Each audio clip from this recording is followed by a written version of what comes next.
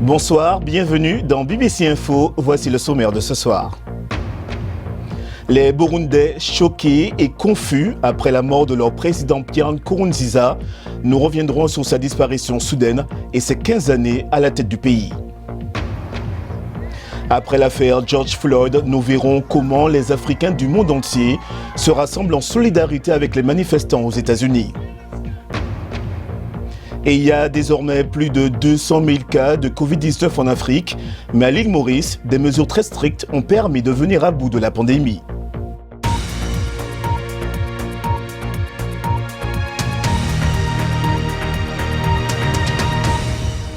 Les condoléances viennent de toute l'Afrique suite au décès du président burundais Pierre Nkurunziza. Ses détracteurs regrettent cependant, je cite, qu'il ne sera pas jugé pour les abus commis sous son règne. Fin de citation. Au Burundi, où règne confusion et inquiétude, on craint une possible lutte pour le pouvoir au sein du parti présidentiel. Il existe également une grande tension avec l'opposition qui accuse les autorités d'abus de pouvoir, notamment le meurtre récent de dizaines de militants. Lamine Noureddine Konkobo a échangé à ce propos avec Audace Machado du service des Grands Lacs de la BBC. Ça a été une surprise pour tout le monde. Le samedi, le président Nkurunziza était au match. Et 2 jours après, le communiqué officiel confirme qu'il est mort d'attaque cardiaque. 2 jours après que les gens l'aient vu sur terrain. Donc à Gitega, on ne croit pas à cette version? C'est un pays où il y a beaucoup de rumeurs. Et il y a eu un problème ces derniers temps, une absence de communication gouvernementale totale. Et donc du coup, qu'on dise aux gens, votre président est mort, et qu'on ne sait pas de quoi il est mort, vous comprenez que ça peut créer des suspicions. Donc sans communication, est-ce qu'on peut effectivement parler de confusion? Absolument. Il y a toute une confusion. Même maintenant, les gens ne savent pas ce qui va suivre. Ok, il y a la loi, mais la loi elle est là, mais un pays comme le Burundi, même si petit qu'il est, il faut être à jour et savoir ce qui va suivre. Et justement, vous parlez de la loi. Que prévoit la Constitution en cas de vacances? La dernière Constitution qui a été votée en 2018, en son article 128, prévoit que si le président n'est plus, c'est le président de l'Assemblée nationale qui prend la relève. Alors Audace, un dernier ressort, est-ce qu'on dira du président Nkurunziza qu'il était un bâtisseur ou un fossoyeur? Au niveau du pays, c'est un président qui a essayé de développer les gens, ne fût-ce qu'au niveau de l'esprit citoyen, de l'esprit nationaliste. Donc je crois qu'au niveau intérieur, ça a été un président proche du peuple, mais un président dont le pouvoir a été caractérisé par de l'appauvrissement, mais en même temps qui a eu des problèmes liés à l'ouverture à l'extérieur pour plusieurs causes, conflits régional, peut-être fierté nationale aussi. Et pour les défenseurs des droits de l'homme, les autorités devraient enquêter pour déterminer selon eux les causes réelles du décès du président burundais. Selon certaines sources, Pierre Nkurunziza serait mort du coronavirus et non d'un arrêt cardiaque. Or, il affirmait que le pays était protégé par Dieu. Caroline Noyer a joint Pacific Niniazawe, un activiste burundais en exil. Écoutez. S'il était prouvé qu'Nkurunziza était atteinte du coronavirus, cela serait la preuve de la gravité de cette pandémie au Burundi, alors que les autorités burundaises ont continué à banaliser l'existence du coronavirus au Burundi, alors que Pierre Nkurunziza lui-même avait annoncé il y a un peu plus d'une semaine que le ciel, l'atmosphère du Burundi était bénie par Dieu, de telle sorte que le corona ne pouvait pas traverser notre espace.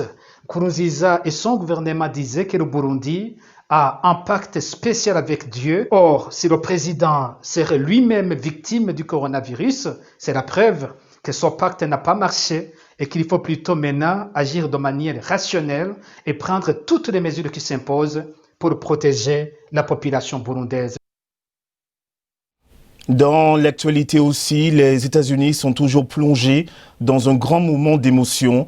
Entre les larmes, les slogans politiques, les obsèques de George Floyd dans une église du Texas ont mêlé les hommages à cet homme noir tué par un policier blanc et les appels enflammés à s'attaquer enfin au racisme aux États-Unis.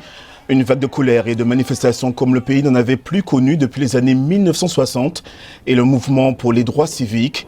Depuis, les États-Unis, suivis par le reste de la planète, demandent une police plus juste et implorent le monde de ne plus être raciste.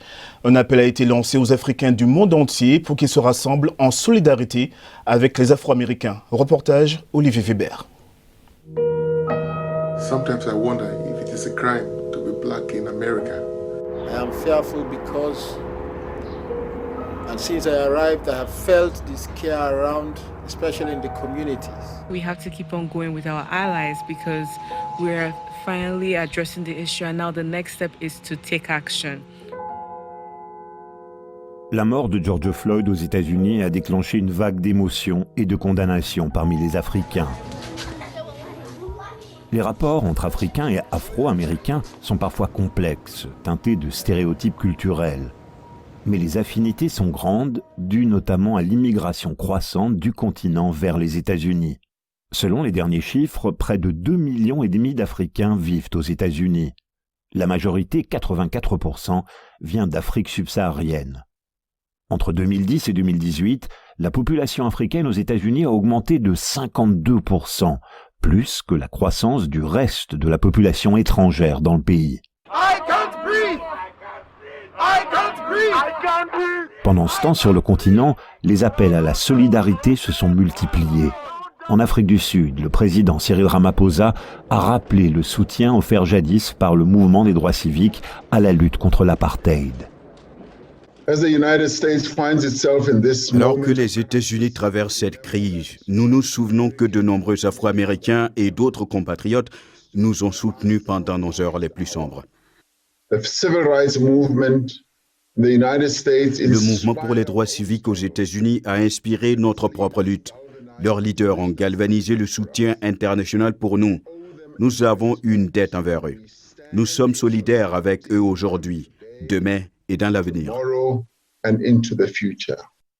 Enfin, il y a ces voix africaines du monde entier qui se sont jointes à un appel à la solidarité avec les Noirs américains. Plus d'une centaine de musiciens, sportifs, hommes d'affaires et activistes ont signé l'appel. Leur slogan, « Nous ne pouvons plus rester silencieux ». Et pour évoquer ce sujet plus en détail, nous sommes en direct depuis New York avec Daouda Emile Ouedraogo, journaliste et coordonnateur de l'ONG Stand for Life and Liberty. Monsieur Ouedraogo, bonsoir. Comment expliquez-vous cette forte mobilisation de la diaspora africaine aux États-Unis? Alors, je tiens à préciser que l'ONG Stand for Life and Liberty a dénoncé avec la plus grande énergie ce meurtre de George Floyd. Et aujourd'hui, nous nous tenons aux côtés de l'Amérique, des États-Unis, et partant de tous les Noirs à travers le monde pour dénoncer non seulement le racisme, mais aussi les brutalités policières. Vous-même, vous vivez aux États-Unis depuis plusieurs années. Est-ce que vous avez été victime de racisme? Alors, je dois dire que personnellement, cela ne nous échappe pas. Mais je dois faire la précision entre deux formes de cette manifestation. Il y a le racisme entre les Noirs et les Blancs, et il y a aussi cette xénophobie dont nous devons avoir le courage de le dire entre les Afro-Américains et les Africains d'origine. Donc, cela est une réalité aussi qu'il ne faut pas se cacher. Alors, on en parle justement très peu entre les Afro-Américains et les Africains d'origine. Qu'est-ce que cela veut dire? Cela veut dire qu'il y a, c'est-à-dire comme une xénophobie. Les Afro-Américains ne se reconnaissent pas comme des Africains. Donc, il y a comme un rejet de tout ce qui est africain. Je vais vous donner un exemple en 2 secondes. Oui, allez-y. Un Afro-Américain dans la rue qui te regarde droit dans les yeux et puis il crache au sol. Et cela veut dire qu'il te rejette. Il ne se reconnaît pas en toi. Et cela est vraiment le rabaissement de la dignité humaine que les Africains d'origine comme nous vivons au quotidien aux États-Unis. Et je pense qu'avec la mort de George Floyd, toute cette problématique doit être mise ensemble pour trouver une solution pérenne à la manifestation du racisme et à la manifestation de la xénophobie. Et justement, pour terminer brièvement, qu'attendez-vous des autorités américaines? Alors, ce que nous attendons des autorités américaines, il faut que la xénophobie entre les Afro-Américains et les Africains cesse. Il faut que le racisme cesse. Il faut qu'il y ait une réforme de la police. Mais lorsque je dis réforme de la police, je ne dis pas suppression de la police comme on le voit avec le conseil municipal de Minneapolis. Merci Daouda Emile Ouedraogo pour votre témoignage. Je rappelle que vous étiez en direct avec nous depuis New York. On passe maintenant à l'actualité sportive, en bref et en images. Adidas annonce qu'au moins 30% de ses nouveaux postes aux États-Unis seront réservés aux candidats noirs ou latinos. Une annonce qui fait suite à des critiques d'employés sur le manque d'opportunités aux minorités. La marque dépensera également 20 millions de dollars pour soutenir la communauté noire sur 4 ans. Son rival, Nike, a déjà annoncé un programme similaire de 40 millions de dollars. 130 000 € pour les femmes et les enfants, un beau geste des joueuses de Chelsea en faveur de la lutte contre les violences domestiques. Les championnes de la Super League ont reversé leur prix à une association venant en aide aux victimes de violences. Un don qui tombe à pic alors que le confinement pour lutter contre le coronavirus a engendré une augmentation des violences à domicile. Et puis en tennis, Roger Federer manquera le reste de la saison 2020. Le détenteur du record de sacre en Grand Chelem se remet toujours d'une opération au genou droit. Opération subie en février dernier.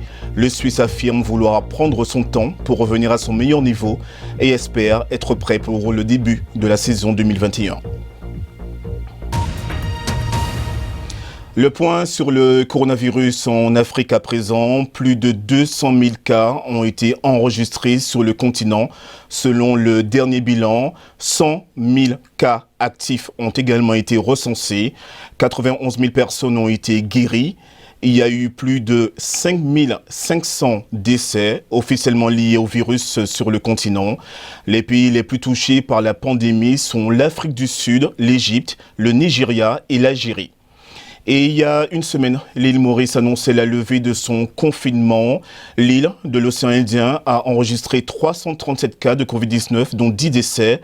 Bien qu'il n'y ait actuellement aucun cas local actif, les plages, les boîtes de nuit et les cinémas sont toujours fermés, ainsi que les frontières, alors que l'économie du pays repose en grande partie sur le tourisme. Île Maurice, une île, un combat, c'est un sujet de Yassine Mouabout depuis la capitale pour lui. Depuis le 20 mars, l'île Maurice a imposé un couvre-feu strict. La police était présente sur les routes à travers l'île et les sanctions pour violation du couvre-feu étaient sévères, dont 6 mois d'emprisonnement. Les gens ne pouvaient quitter leur domicile que s'ils avaient un permis de travail. Et à un moment donné, tous les commerces étaient fermés pendant 10 jours. Plus tard, les habitants n'étaient autorisés à sortir pour aller au supermarché que certains jours, en ordre alphabétique, par la première lettre de leur nom de famille. Les gens ont émis des critiques, mais voici ce qu'en pensent maintenant certains habitants. Nous sommes une nation qui a démontré une grande résilience. Nous avons réussi à combattre la situation et à contrôler la propagation du virus. Évidemment, il y a eu beaucoup de frustration, mais au final, il faut penser aux vies qui ont été sauvées. Les mesures prises par le gouvernement étaient assez bonnes et assez strictes. Nous allions au supermarché par ordre alphabétique et la distanciation sociale était observée de manière plutôt rigoureuse. À la tête du combat, il y avait aussi le personnel de santé. Parmi eux, le directeur des services de santé, le docteur Vasantrao Gazadar. Chacune de ses apparitions quotidiennes à la télévision constituait un événement national important. Direct, percutant, voire émotionnel, il a su faire passer le message même à des personnes qui avaient ignoré les directives. C'est la fin de ce journal. Merci de l'avoir suivi, notamment sur nos médias partenaires en Afrique. Retrouvez-nous aussi sur les réseaux sociaux. Bonne soirée à tous, au revoir et à demain.